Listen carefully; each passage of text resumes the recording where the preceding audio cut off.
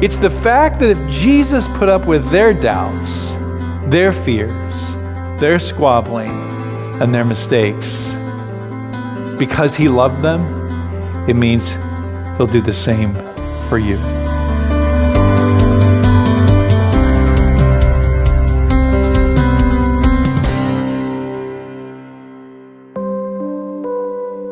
Sadly, today there are millions, if not billions, of people who have never heard those three of the world's greatest words, I love you. They've never heard them said. For instance, Francis Chan, pastor and author, tells a story of his childhood in his book, Crazy Love, in which he writes, "The concept of being wanted by a father was foreign to me.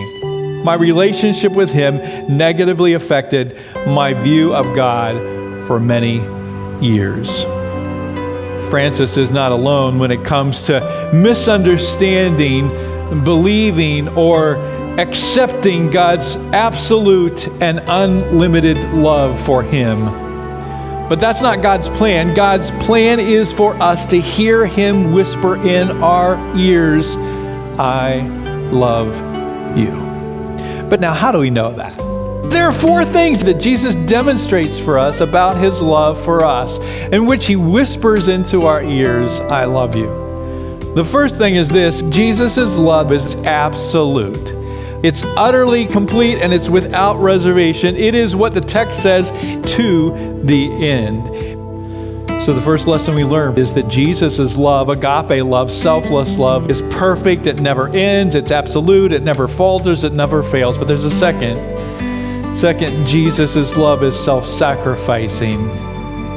Jesus' most astounding act of love by washing his disciples' feet proves not only that Jesus' love is absolute or to the end, Jesus' love is not only self-sacrificing, but Jesus' love is forgiving.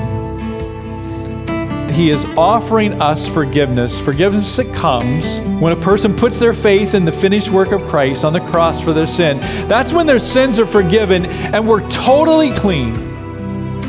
And fourth, Jesus' love motivates us to love one another, to do for others what Jesus did for us. So what Jesus is asking us to do is actually what Peter had told us to do, to add to our faith love. Love not as you love yourselves, but love as Jesus loved us. And why do we love like that?